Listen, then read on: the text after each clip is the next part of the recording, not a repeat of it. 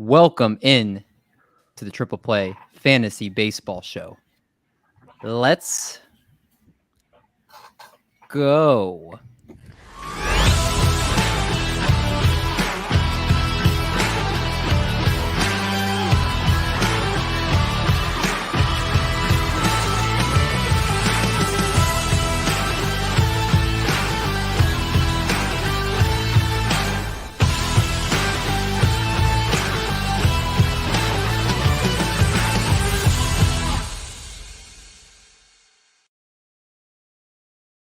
What a fantastic start that was. I can't even find the play video button.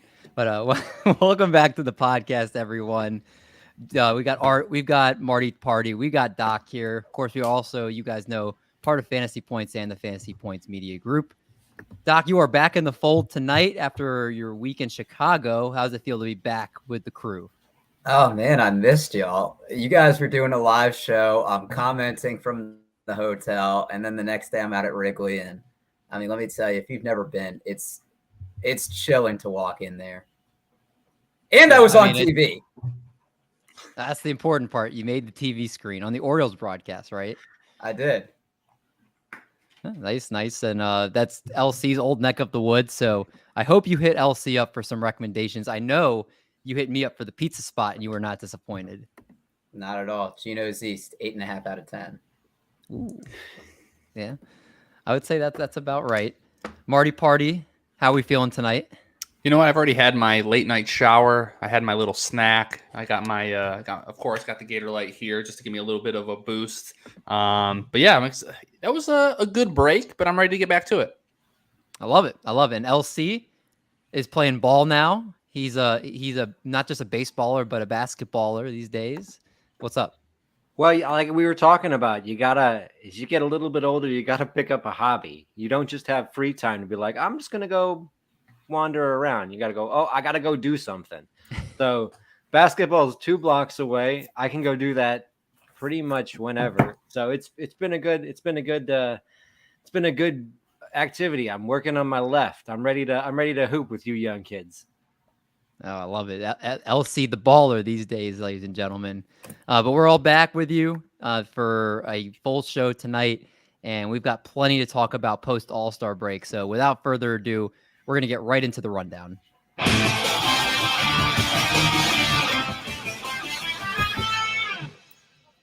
All right, so obviously we missed a couple days with the All-Star game going. So these are the last 7 days of statistics players put together going into tonight's games, leading off with Leody Taveras over his last 7 games, a 389, 421, 722 slash, 1 home run, 5 RBIs, and 3 runs. He's got 3 Ks, 2 stolen bases over that time. But a couple of things to note, he's got a 346 batting average with 3 home runs and 5 steals so far in 82 plate appearances in so far this season. And his cut his K rate from 32% to 25%. While upping the contact from 75 to 80%. A lot of great things going on in Leody Taveras' profile, and one of the hot waiver wire pickups here. I forgot which one's doing Leody Taveras. I think it's LC is stepping in the Leody Taveras box here. What should we know about him? What do you think about him in terms of his rest of season outlook? I bid on him everywhere that I could bid on him in Fab. I went and tried to pick him up in head-to-head leagues. I think he is a nice pickup, especially in a league where steals have value, like a roto league or a categories league. Leody Taveras, it may be just me. It feels like he's been around for a long time. He's only 23 years old, and he's always shown speed. He started to show a little bit of pop as he got into his 20s, and as you see from this season so far, he's shown 3 home runs in only 82 plate appearances. He had a huge week his last week before the break. So coming out in the second half, if you need some potential, if you need some help in your speed, and a guy who's not just empty speed, someone who has some potential for a good second half, a breakout type second half, I think is Leody Taveras. That's why I picked him up, and he went for too much in my other league for me to pick him up. It's a pretty high endorsement from LC. So if he's a free agent in your league, 12 teamers as well, LC, would you pick him up? I would see if he's going to keep this going, have that good second half that you hope he can have. He's got a lot of potential. He does for sure. This guy's had potential, shown potential, done plenty at the plate, and now after a little bit of a couple of years where he's not himself, he is mashing, and that is Matt Carpenter. 400, 550, a 1133 slash, 3 home runs, 12 RBI, 6 runs, 3 walks to 4 strikeouts over his last 7 days. Average exit velocity is the highest of his career, and he is taking advantage of that short porch in Yankee Stadium and really just putting on a bunch of power. He is splitting time with Glaber and with a couple other players where it's kind of a 3-way split here, but he's been just absolutely phenomenal. And for those that have picked him up already, have been reaping a ton of benefits. Doc, if he's a free agent in your league, even we're even maybe going down to 10 teams here, is he somebody that you have to pick up, or is this a flash in the pan? Yeah, certainly for now. You know how we talk about Kyle Schwarber as Mr. June with his stats? Well, that's Matt Carpenter being Mr. July. I don't know if you guys remember back in 2018, that really hot stretch he had in July. He hit 333 with 11 homers and 21 RBIs that month. Well, July of this year, he's hitting 422 with 7 homers and 21 RBIs. So much higher batting average, a little less pop, but the same amount of RBIs. And we still got about 10 games to go. His expected stats are much higher than his actual. His batting average is 345, but a 265 XBA. A 911 slug, which is the highest of his career, but a 602 expected slug. But David, you talked about with the short porch, he has the highest pull percentage of his career. The main thing that worries about me is the playing time. And I think since he hasn't played in a long time, that his body is still fresh. And if he was to move to more of an everyday role, that's when you see a little bit more fatigue from him. Yeah, the guy definitely pick up while he's hot right now. And Doc makes a good point. The pull percentage up at 57% this year. The highest it's ever been. Before that, it was 52%, but most of the time, not even near where he's at right now. He is hitting a lot of weak contact, just at 8.9%, considering league average about 3.8%. But again, Carpenter is doing what he needs to do in Yankee Stadium, and it's worth a pickup for sure. This next player is somebody else who's been kind of interesting. I think when he was called up, people were rushing to get him. Then they dropped him. Then they picked him up again, and now it's kind of another middle ground here. Jose Miranda, over his last 7 days, at 267, 313, 467 slash. He's got a homer, 3 RBIs, 4 Ks over that time. But in July, a 308 batting average, 3 home runs, and the big kicker here is Miguel Sano is set to return off the IL. So that could impact playing time for him, Marty. What are your thoughts on Jose Miranda? If you have him, should you be concerned? If you see him on the waiver wire, is he someone you're going to leave there now that Miguel Sano is coming back? Yeah, I think in all 15 team leagues, he's already been snatched up. He went for $133 in my TGFBI league as far as FAB goes, and that was in early May. And it's similar actually to his minor league career, where he started off really slow. You know, in 2020, didn't really do that well. In 2021, we all know what happened. You know, he just completely broke out. He became the Twins minor league player of the year. He slashed 344, 401 with a 572 slug, and that's 30 home runs between AA and AAA. So the power's there. He doesn't strike out often, and that's something he's even brought up to the majors. His K percentage, his strikeout percentage is pretty good. He's not walking enough, and his max exit velocity and his hard hit rate are mediocre at best. So first base, third base eligibility in your Yahoo leagues, anything higher than a 12 team, I would keep him. But, and I'm not worried about Sano. We know what Sano is going to be. He's going to strike out a ton. He's going to hit you some home runs and absolutely no type of average. So I would hold on to him. If Miguel Sano struck out 5% less of the time, how many home runs would he hit? Probably 40. I feel 30, like it's close to 40 now. 33. In a full season, if he's healthy. It's pretty scary to think. I'll be optimistic and say 40. Okay, fair enough. Last player here, if you followed prospects, you've seen this guy. He's been on your radar for a while. And just in the regular redraft leagues, Esteury Ruiz, over his last 7 games, is not inspiring. He's got a 200 batting average, a 200 OBP, 400 slug, no home runs over that time. He does have a steal. But this is a guy that stole 60 bases in the minor leagues, and injuries could allow him to stick around. We've seen guys get nicked up for this Padres team. We saw Profar have a concussion just a couple of weeks ago. Manny Machado had an injury that kept him out for a few games. So there is plenty of chances for him to get playing time. Trent Grisham was struggling for a little bit too. The fact of the stolen base upside he can provide, again, stolen 60 bases in the minor leagues about halfway through the season. And just the lineup he's in, he's not going to hit high in the order, but he's got great contact skills. He's adapted very well to different levels that he's been at. He's been rising fast through the system.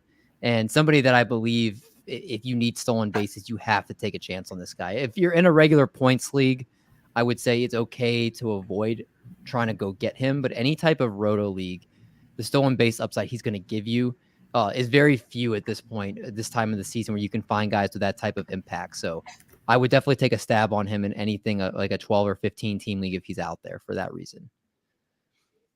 All right, go to the pitching side of things, kicking off with another prospect that got the call, Max Meyer, who in his first MLB start, 5 innings, 7 hits, 5 earned runs, a walk, and 5 strikeouts. He threw his slider 50% of the time in that start, generating 7 swings and misses. And notably, 2 earned runs came after he was pulled. The normal, the line looks bad, but 2 runners scored after he was pulled, and they were on base when he left the game. And also, he had 2 home runs off of him, one from JT Realmuto, I know was a 2-run homer. I think overall, he looked not bad in his first start. I think he could be serviceable for you down the stretch in 12 or 15 team leagues, Marty. What are your thoughts on Max Meyer, who probably went for a pretty good amount of fab in 15 team leagues? Yeah, I'm sure people spent. I don't have the numbers in front of me, but in a 15 team league, I'm sure it went big. Well, he's coming off an elbow injury, so he didn't pitch for about a month and a half. He comes back, does a couple rehab games. The one thing that I'm interested to see is, does he go more than 5 innings? That's something we really haven't seen from him all this year. We know the slider is amazing. It is so nasty, one of the nastiest pitches in all of the minors, and it played pretty well so far in the majors. His command's good, so that's going to help him, serve him. He's in a good ballpark. I would, if you already have him, I would hold on to him, and I think there could be some upside on the back end. He's, depending who you're talking to, he's like a top 2, top 3 best prospect or best pitching prospect in baseball. So, hold on to him. I agree. Somebody you got to take the chance on, especially you don't know how many impact pitching arms are going to come up through the minor leagues at this point in the season. He could be the last one that we see. So just make sure I think, take a chance on him in 12 or 15 team leagues here. Let's talk about the closer for the Texas Rangers here right now, or it seems like in Brett Martin, who's top 11% in chase rate and barrel percentage this year. His curveball is a legit weapon. Just absolutely phenomenal. I'll give you those numbers in a second. And he looks like he's the closer right now in Texas, especially maybe with Barlow getting traded here. So what do you think, Elsie? Is Brett Martin somebody that you think you would take a chance on if you needed saves, or is he somebody that you think is kind of, again, not somebody you're necessarily buying in on at this point? I buy in on him if I need saves, just because it appears, at least for the short term, he is the person who has the role in Texas. He's 3 for 3 in save opportunities since Barlow relinquished the role. Barlow is currently on the IL with a right index finger blister. I'm not totally convinced that Barlow would be the one who's traded. Martin, as a lefty, might have some really good trade value as well. He could be someone who gets moved, or they could both be moved. But if I have Barlow, considering he's coming off of the IL and possibly coming off the IL in about a week, I could see Barlow wrestling the role back from Martin, even though Martin's looked very good in his short time with the position. Whoever gets traded, you want to have the other one, I guess, is what I would say. So I would want to have both if I really needed saves. Yeah, I think at this point, saves are scarce. So you got to find guys out there that might give you that chance. His curveball, I did mention it. He's throwing it 40.8% of the time. He's getting a 42.2% whiff rate on it. So it is definitely his go-to pitch. It's a very nasty pitch. Got a lot of RPM on it. So he's somebody that could be, again, Barlow might be the more attractive option. So he could be someone that gets double-digit saves in the second half of the season, gets like 10 saves for you. So I think it's worth a speculative ad there. Doc, I feel like you're a Domingo Germán something. I wouldn't say you're a fan, but I feel like you've talked about him before in interesting ways. Well, he just got blown up today, so I don't know how much this graphic's going to mean much now, but before his blow up today, he had thrown 20.1 innings in his rehab outings, 9 hits, 1 earned run, 1 walk, 11 strikeouts. Luis Severino is going to be out for some time with his injury, opens up a rotation spot potentially. The one thing that was of note, and I wish we got to talk about this before his start today, he was sitting at 92.5 miles per hour down in the minor or down in his rehab, which is a full tick lower than 2021. And that seemed to be a big deal today, as he did give up 5 earned runs. I think LC mentioned before the show in the outing versus the Astros here. What are your thoughts on him? We've seen him win a lot of games just a couple of years ago, and somebody that has looked decent at times. What are you doing with Domingo Germán? I was a Domingo Germán stan that year. He went 18-4, especially as a late round flyer. But he missed the 2020 season with off the field issues and ended up missing a significant portion of the second half with shoulder injury, which is what prevented him this year. I'm a little bit skeptical. He topped out at 65 pitches in the minor leagues, and as you mentioned, his fastball is slower than what it's been. And what I think is interesting is this kind of dates back to 2021. His first time through the order as a starting pitcher, his ERA is 5.06. And the second time through the order, it's 2.95. So I think he's somebody that settles into the game. And that's, even though he got blown up, he went 3 innings today, but he gave up a lot of the damage in the first couple frames. So that's what worries about me. I think he's an innings eater, but I don't think he's somebody that you can really trust until proven otherwise. And I know he has a spot in the Yankees rotation, but you don't want someone that's going to hurt your ratios just for maybe getting a win. Give up 5 hard hit balls today in his 3 innings of work, 3 innings, 5 earned runs, only 2 strikeouts, only actually 5 whiffs in this start. He did only throw 58 pitches, but I mean, right now his fastball was topping out at about 93.3 miles per hour. So he did have the fastball velocity up a little bit than what it was in the minor leagues, but yeah, he's a difficult one to figure out. He might be a matchup play if you see him going against. He's almost 30 years old too. Like, he's older than we realize. Why do you make 30 seem like it's old? He's the only person that's ever made me feel old, and I'm 33 years old, and he's every chance he gets. 30's starting to be on the downside. You're an ageist.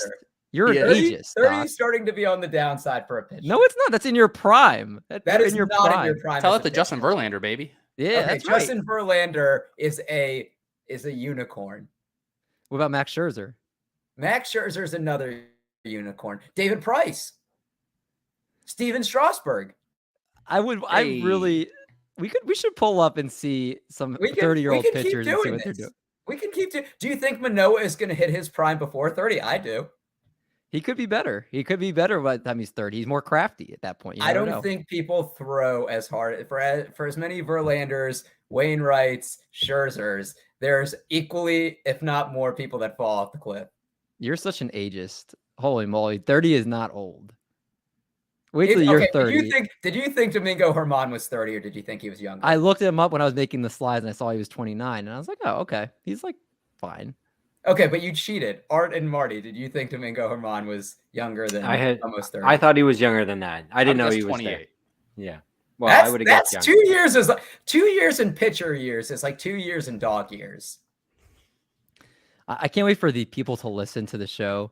And then when they hear that part, they come at you on Twitter for just calling 30-year-old pitchers old, because they are far from it. You have people like Charlie Morton. There's another one for you.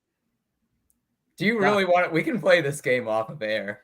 Most pitchers aren't still pitching at 30. So if you're still pitching at 30, you're pretty good. I think there's like a selection bias going on there.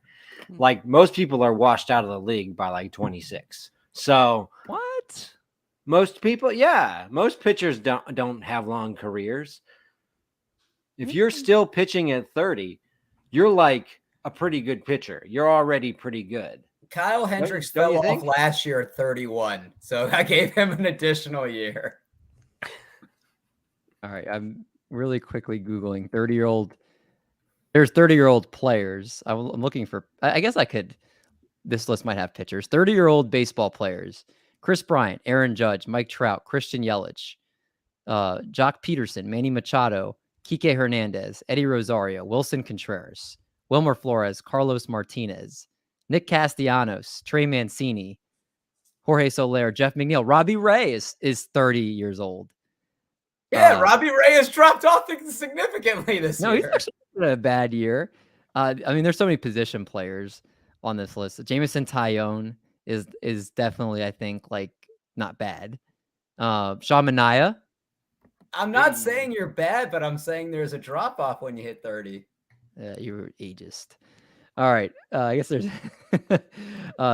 our buddy Jasper is here. He's he couldn't make the show tonight. He was gonna come on here, but he's gonna come on another show. Jasper's an awesome baseball mind. So for those that listen, you will hear his voice on here soon enough.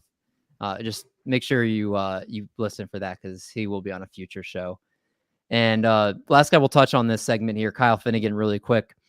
He's got a season stat of 3.93 ERA, 1.25 WHIP, 43 strikeouts in 36.2 innings. Got a save.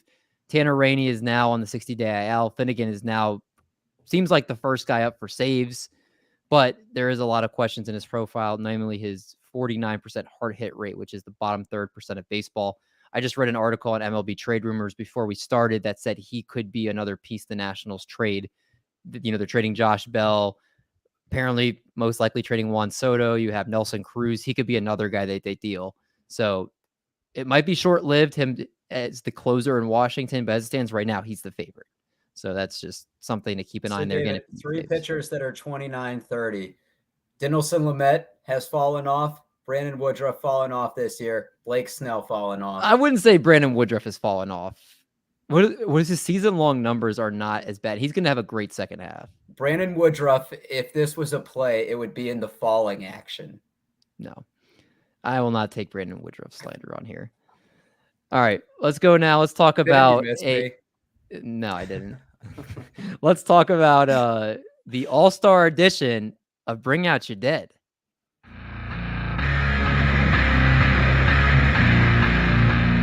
Hear ye, all ye in despair. I feel really like I have to have something epic to say when that music comes on.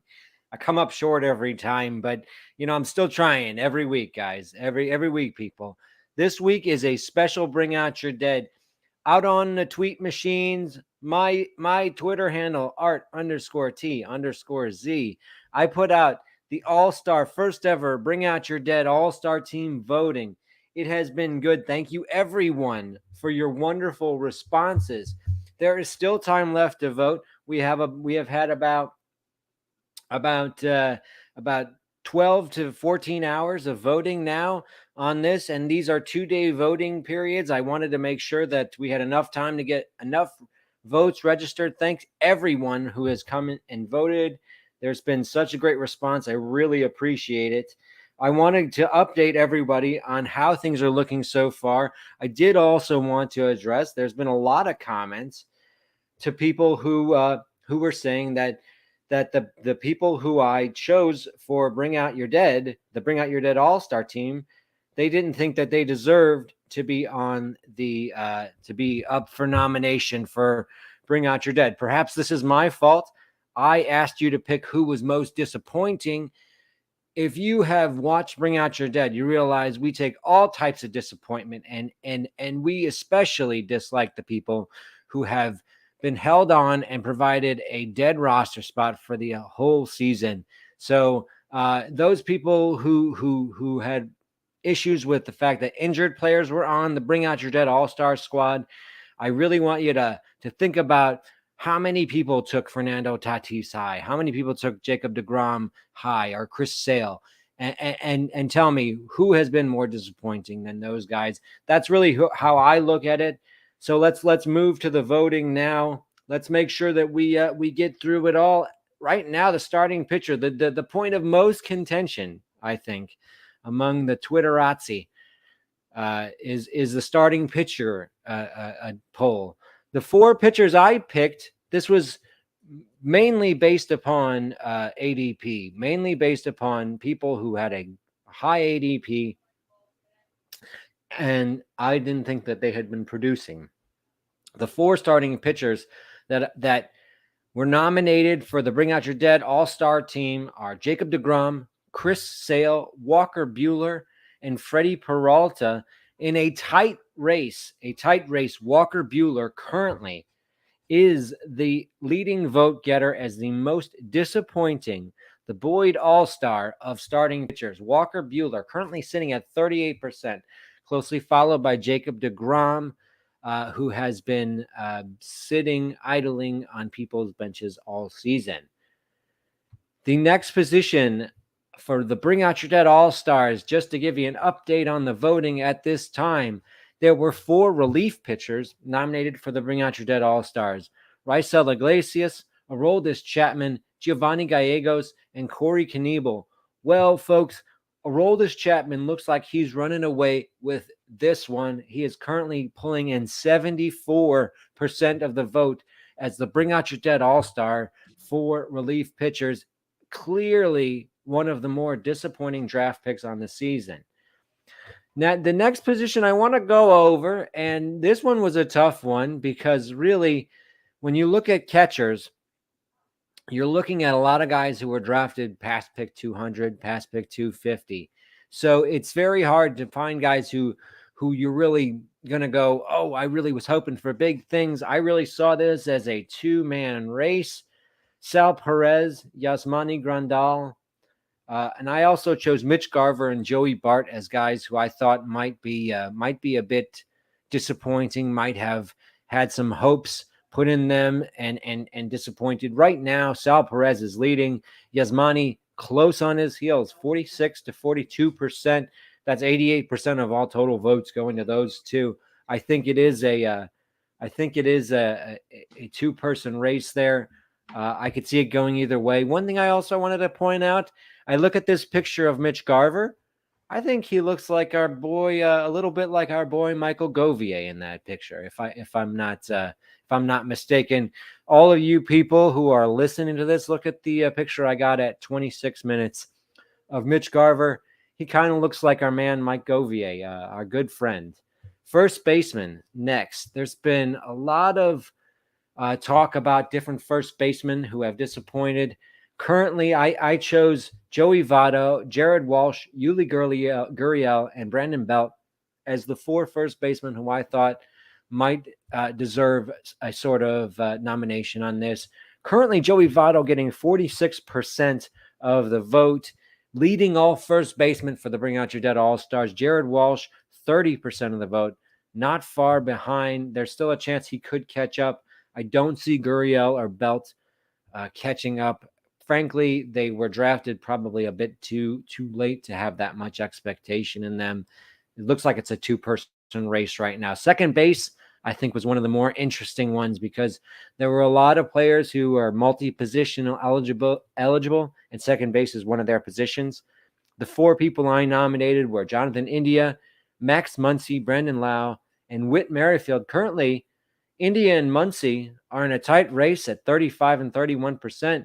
Whit Merrifield, who also has been a 3-time Boyd lister and has his own nickname here on the Bring Out Your Dead list, is in 3rd place currently at 21%. He's sort of picked up his pace since the beginning of June and providing a little bit of what people hope to get from him.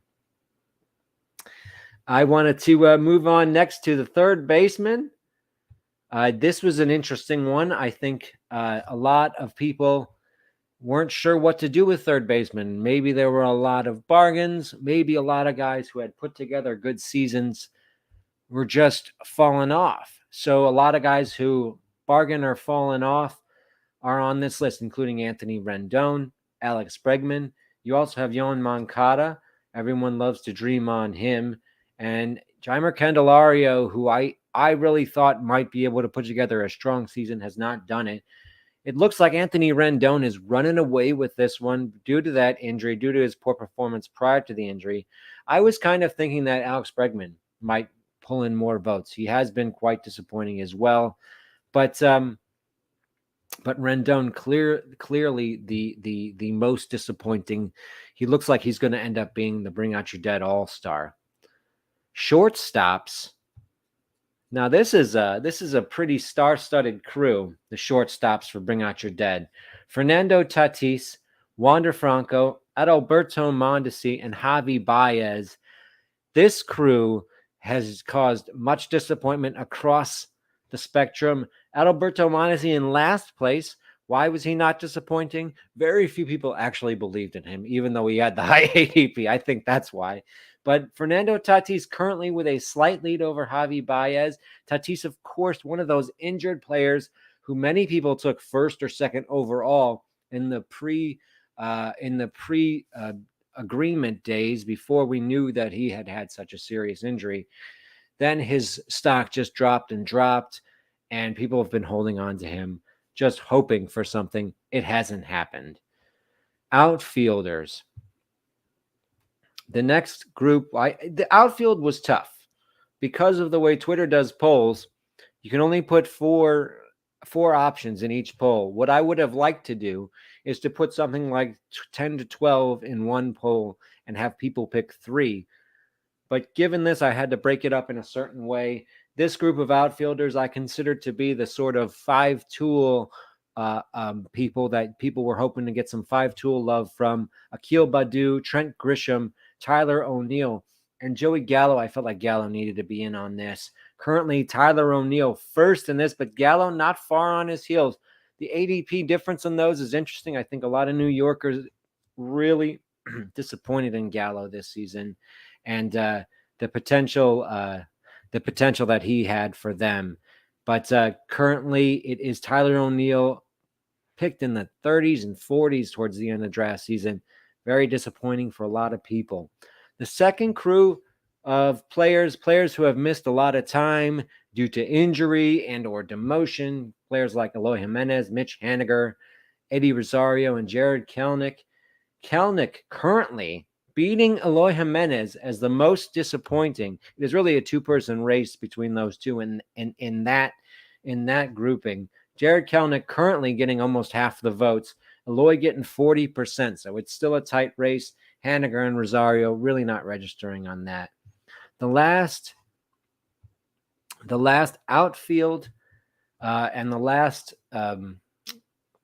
contest, the last position up for grabs is the players who I thought were drafted within about 30 to 40 picks of each other. Nick Castellanos, Cody Bellinger, Jesse Winker, and Austin Meadows.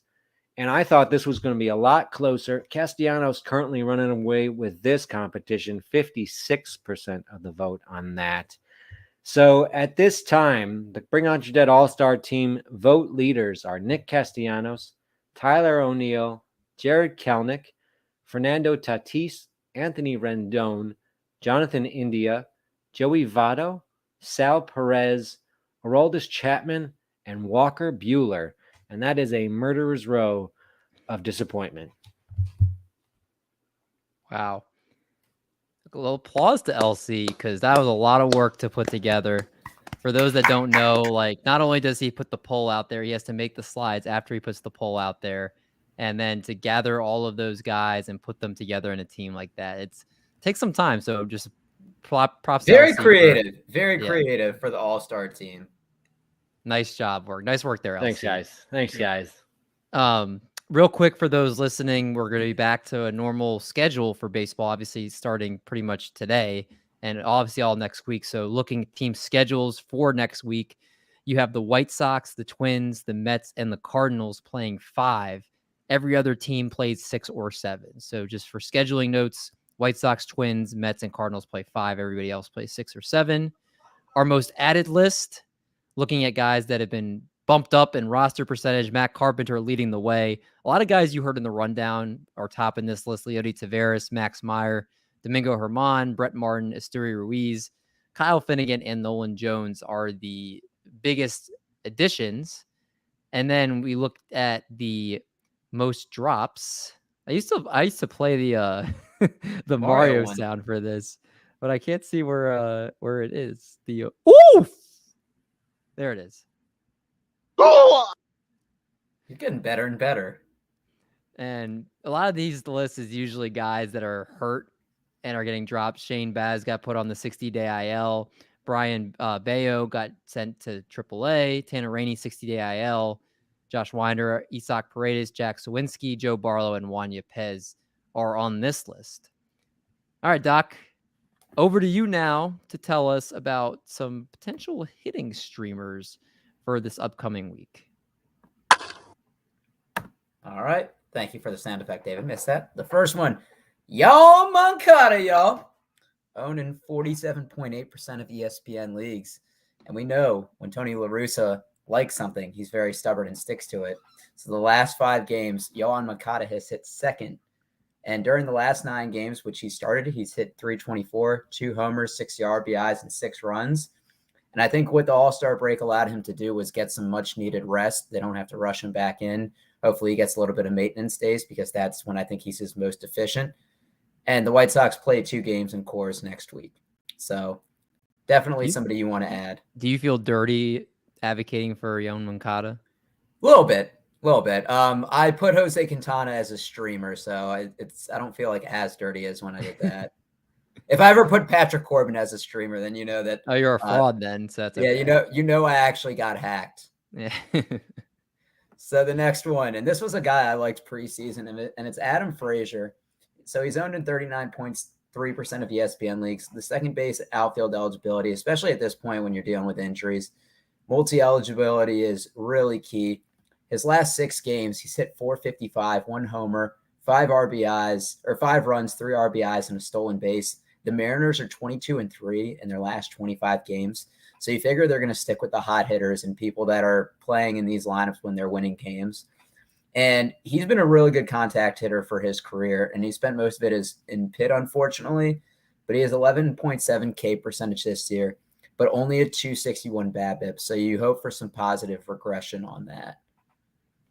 And then the last one, I got to go with a hometown guy. It's Ramon Arias, owned in 9.0% of ESPN leagues. I'm probably going to an Orioles game tomorrow and watching him play. Now, since he came back from the oblique injury he suffered came back on July 4th, he started 10 out of the last 11 games. He's hit safely in 9 of those. He's hit 3 home runs, and he's had 3 strikeouts. So great contact. Baltimore plays 7 games next week, including a 3-game stand at Cincinnati, and second base, third base, shortstop eligibility. Plug him anywhere on that infield besides first base. All right, this is a good list of pitching or hitting streamers from Doc. I have to say, Ramon, is it Urias or Urias? It's probably the opposite of whichever one you think. Yeah, the pronunciations are hard. All right, let's go over to. I know Doc missed this. He missed Marty's 2-star pitchers.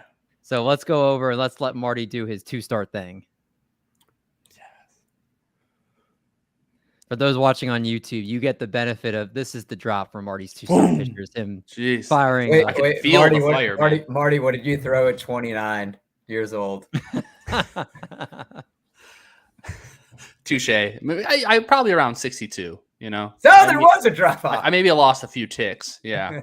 But these are the 2-star pitchers for week 16 starting next week. And just pay attention to the probable grid on Fangraphs or however you want to track it, because it's pretty wild trying to figure out pitching rotations coming off of the All-Star game. Coaches are going to do what they do. So just pay attention to that. But up to this morning, these are fully up to date. And as always, we start with Gwen and the No Doubters. So coming up for next week, Garrett Cole at Mets versus KC at Mets. That's going to be a fun game. Shane McClanahan at Baltimore versus Cleveland. Spencer Strider at Philly versus the Diamondbacks. Pablo Lopez at Cincinnati versus the Mets. Luis Castillo, yes, he's a no-doubter. Once again, once it gets warm outside, he's good to go. Versus Miami versus Baltimore, 2 really good matchups. Tony Gonsolin, the all-star loser, pitcher that is.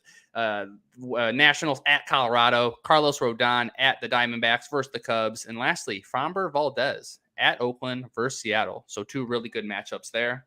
Marty, I usually don't nitpick this early in the segment, but Pablo Lopez, a no-doubter? Absolutely.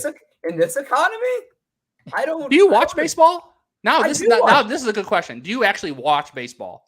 I don't watch many Marlins games besides when Sandy Alcantara pitches. I will completely at Cincinnati, who's one of the worst teams offensively. At an awful ballpark. Okay. I mean, so he's going to strike everybody out.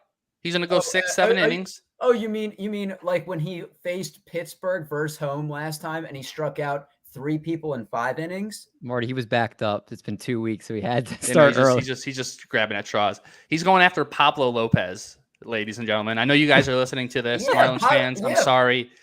Pablo Lopez. He might have been drinking earlier today. We don't know. Pablo Lopez. Wait, hold on. How old is Pablo? Had a 5.34 ERA in June, and he's had a 2.20 ERA. But the teams he's faced at Washington, at Mets, which I'll be interested to see how he does again, and then Pittsburgh. You then have him at a ball. I can't believe you're arguing with me after the whole betting thing. He's 26 years old. He's going to be fine.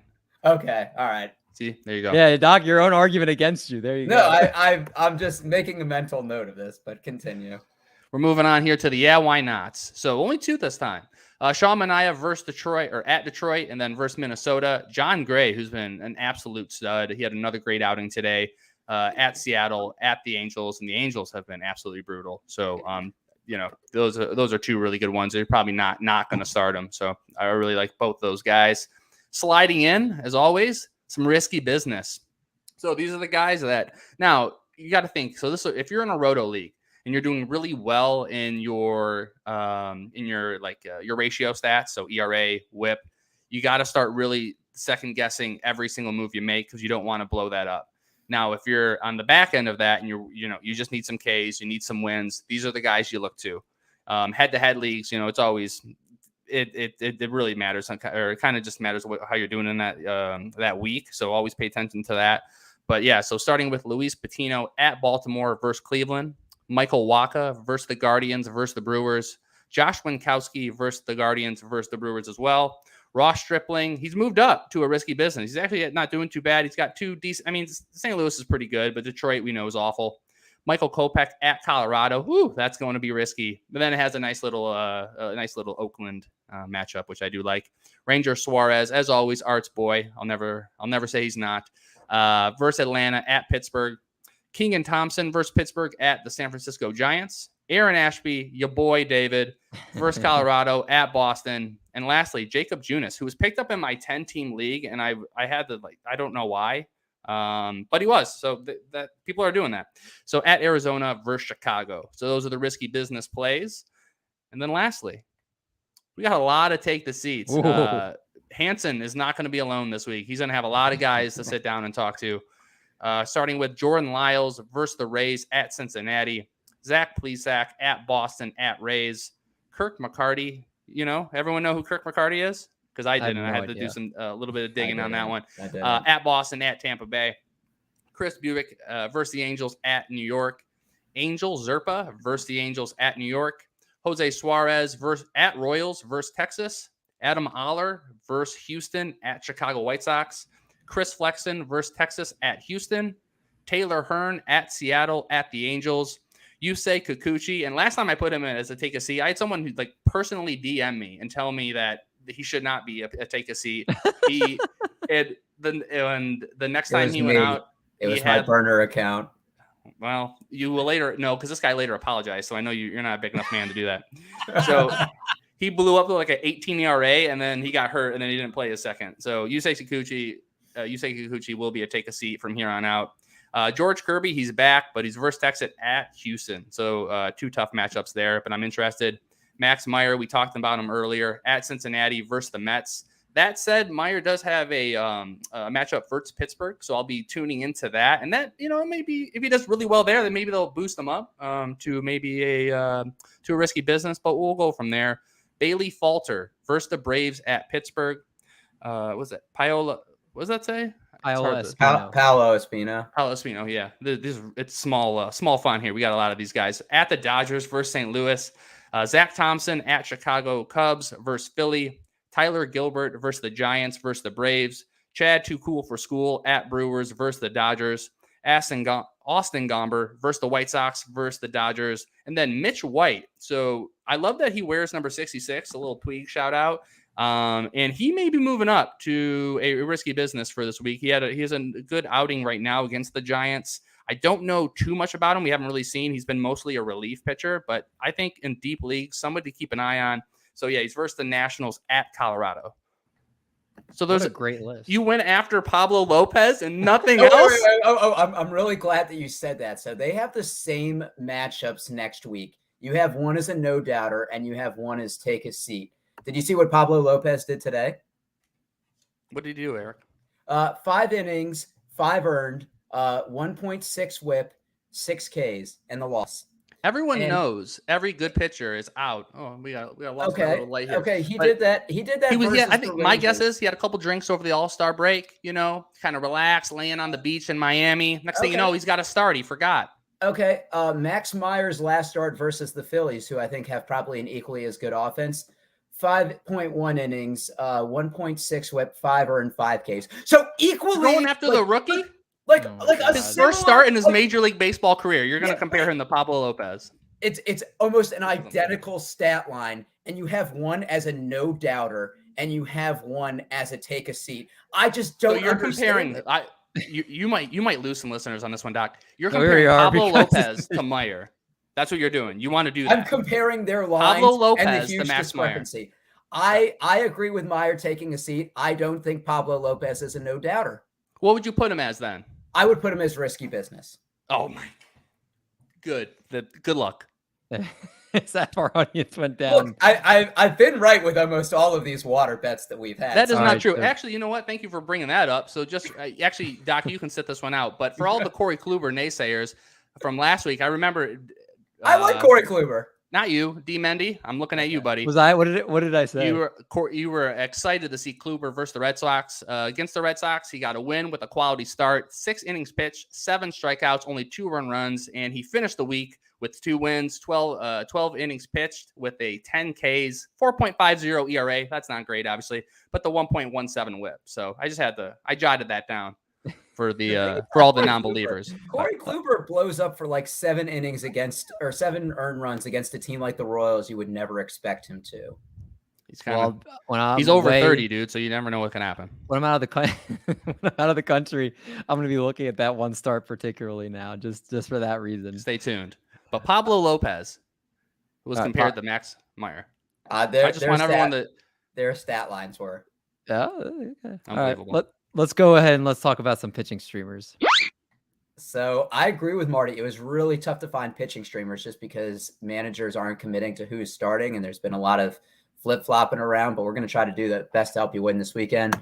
So the first is Mr. Cole Irvin, and look, we're repeating on here, but we got good reason to. Only owned in 12.2% of ESPN leagues. He's gone at least 5 innings in all 15 starts this year, and 6 innings pitched in at least 8 of them.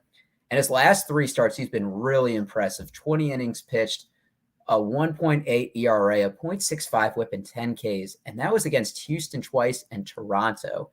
And he gets to face the Rangers, who were 5-11 before this game happened today. They're now 6-11 after walloping Pablo Lopez.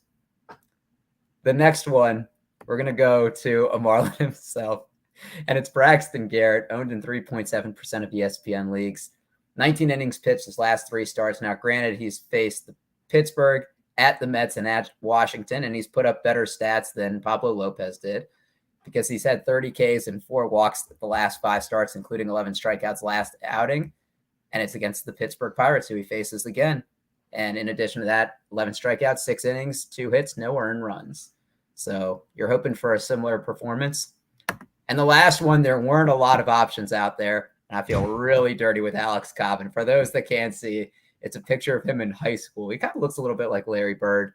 But anybody that's watched baseball this year knows how unlucky he is. He has a 4.09 ERA, but a 2.79 expected ERA, a career high 62.9% ground ball rate.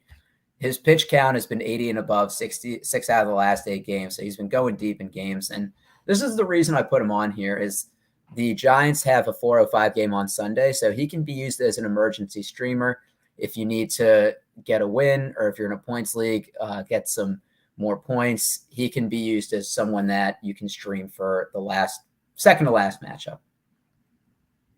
All right, good list of streamers there from Doc. Let's jump from that, and now let's go to Marty's weekend Warriors, which I always never know the sound of playing. This is always the tricky one. We could do something powerful. Look at this man. That's actually, I mean, I can never hate on that.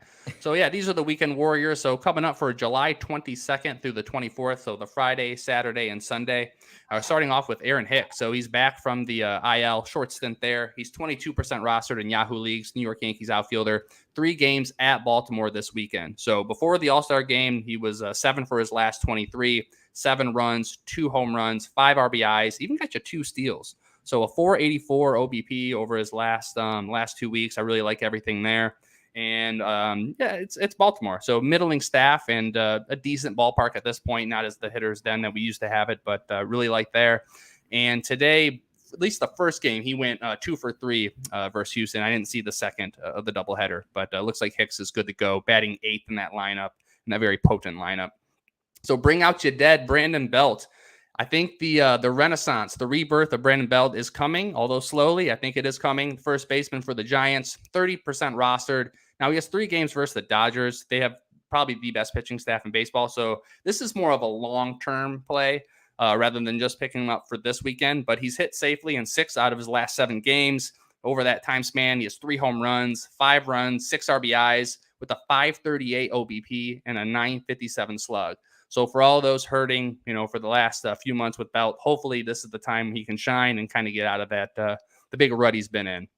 Number 3 is the best name in baseball, Lars Nootbaar, 0% rostered currently in Yahoo. So he is available. Do not worry about that. Outfielder for the Cardinals, and they have 3 games at the Great American Small Park this weekend in Cincinnati. Since being, it was Juan Yepez. He went out, I think, with a shoulder or wrist injury. I think wrist. But yeah, since being recalled from AAA, Nootbaar is 7 for 17 with 2 home runs, 6 RBIs, 5 runs, a 474 OBP, and an 882 slug. So he's more than just a name. Last couple times out, he's looked pretty good. It's a super, super deep play. We'll see how he does, and he may make it to somebody's 15-team league in Fab or something like that. Moving into the weekend warrior pitchers. So here, number 1 is Johnny Cueto. I think I had him on maybe not last week, but the week before. He's still only 47% rostered. He's going against the Guardians, who sneakily, they have a 107 WRC plus versus righties, which is 8th in the league.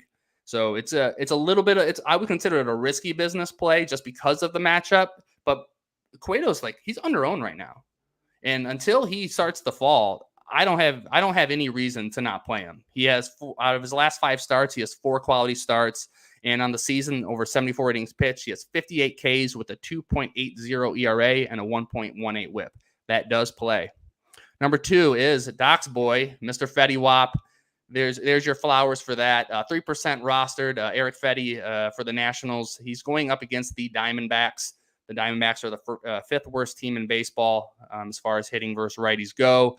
So I really like the matchup there. On the season, Fetty's got 88 innings pitched with 67 Ks, an inflated 4.91 ERA, and a 1.50 WHIP. So another kind of risky business, but the cupboard was pretty bared here for this weekend.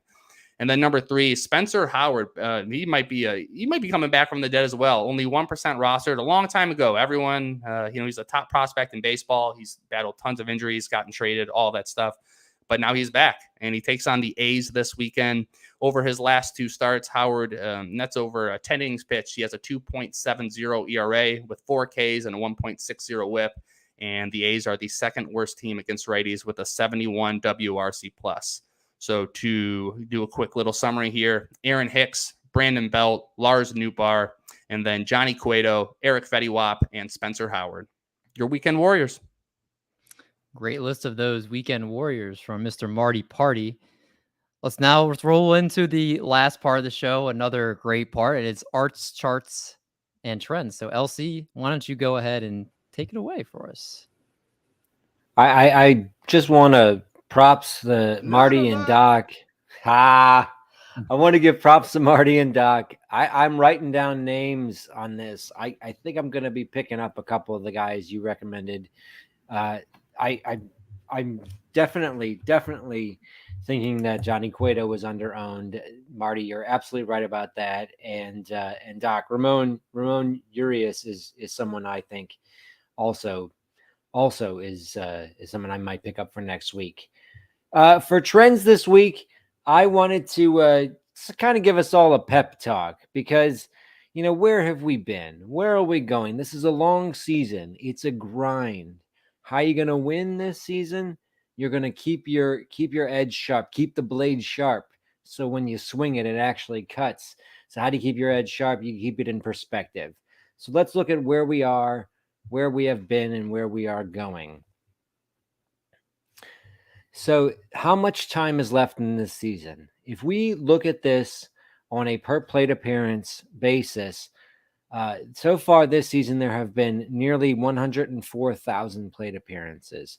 For reference, in 2021, there were nearly 182,000, and in 2018, there were over 185,000.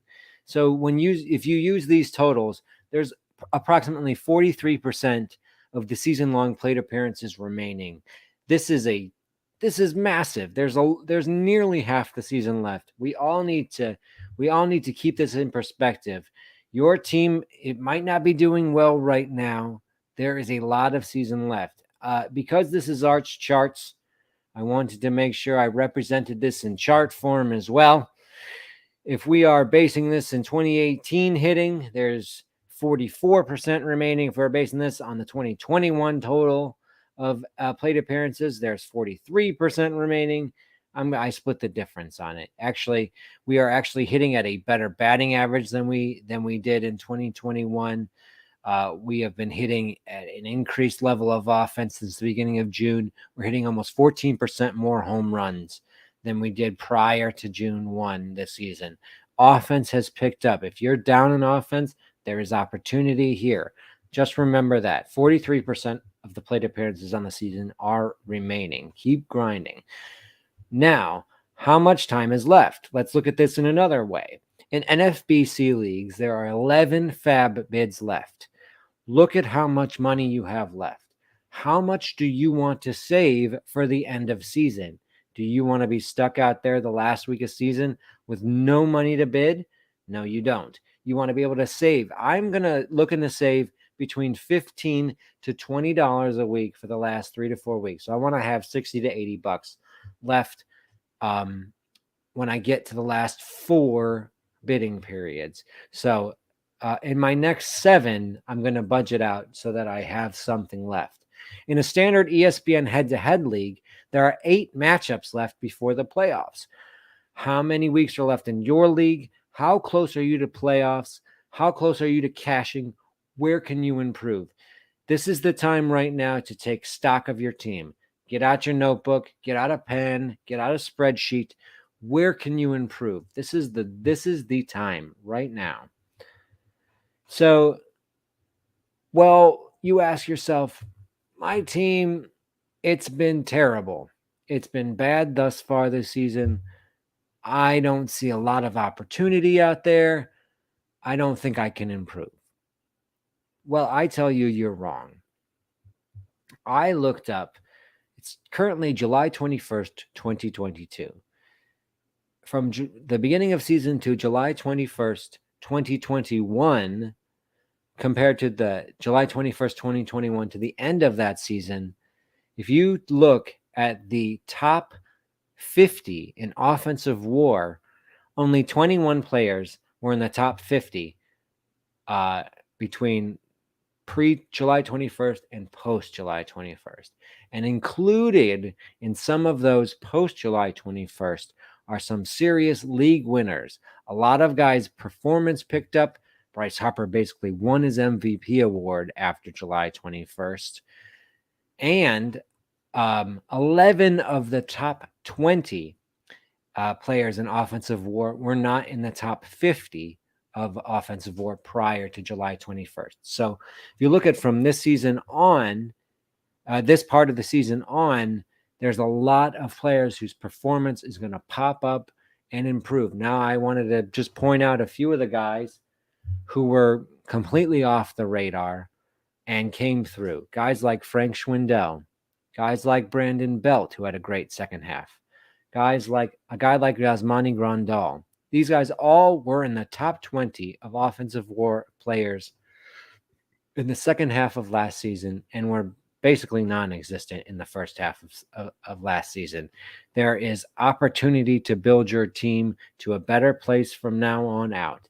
Keep grinding, everyone. There's a lot of season left. This is my pep talk to you. It is the All-Star break.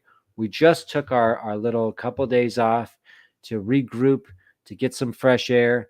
Now's the time to grind. Now's the time to kick in. When guys like David are spending 2 hours talking to Field Yates, we are grinding on baseball. That's why we're going to win. All right. Take it easy. Direct shot at me because I forgot to put Yordan Alvarez off the IL back in my lineup, and it cost me 10 points in a very pivotal matchup. So I just goes to show you that even people like myself who spend every day looking at fantasy baseball sometimes forget. Not today. Yeah. So there we go. It's a pretty good show, right about the hour mark. So I think that's a bunch of good information to get everybody set for their leagues next week. And I need to start finishing packing because I've been a very neglectful husband this evening. So I need to go fix some things right now and get ready for tomorrow. Anything you guys want to plug before we wrap the show up tonight? Doc, Art, Marty. I know, Marty, you got articles coming out every week for Fan Tracks. You want to plug that? Yeah, we'll be doing the two-start stream or two-start pitchers. That'll be that comes out every Sunday morning, so you can with your coffee, on a nice little Sunday, just pick up and kind of see who you can pick up for the next week. But David, I'm interested. Where are you going? You're packing. Ireland. Whoa, okay. I think the listeners want to hear a little bit more about this. What part of Ireland? Come on, you're going to Ireland. Come on. Yes, we going to Ireland. Very bad accent. I don't know what part it is. I know it's not Dublin.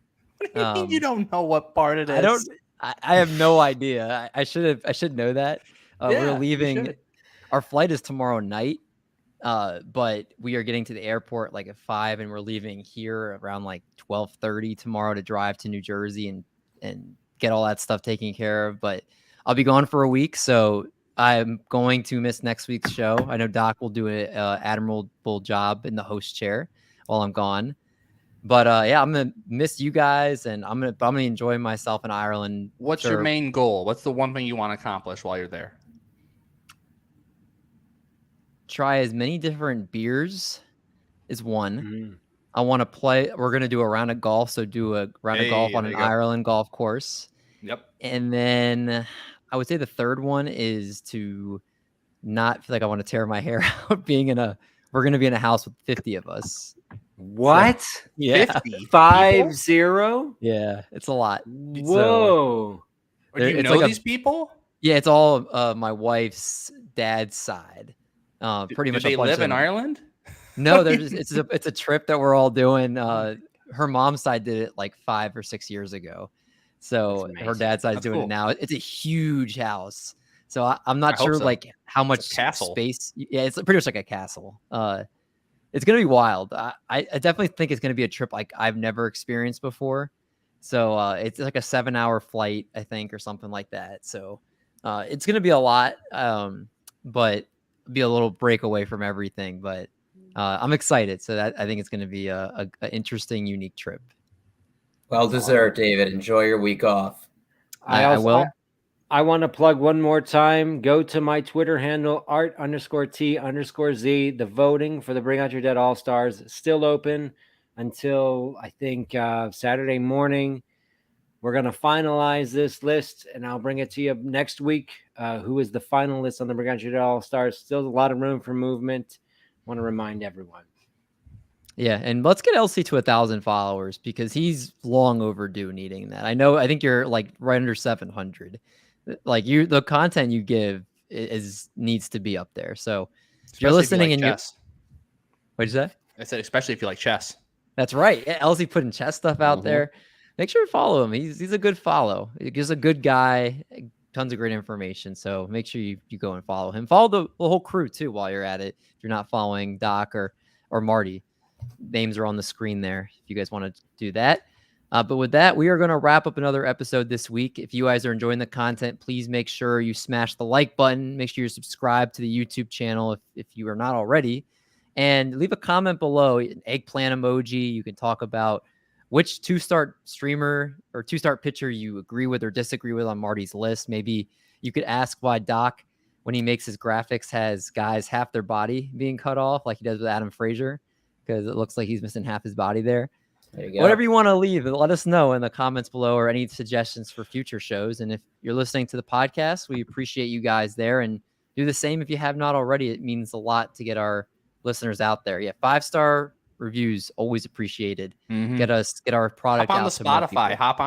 hop on to all the things. Just do it real quick. It'll take a moment, and it goes such a long way for us. As Chris Hansen says, take a seat like you see on Marty streamers, and then go ahead and give that review.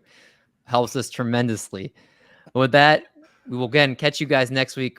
Doc will be hosting, and we'll have another great show. But until then, we are out of here. Wham, bam, baby.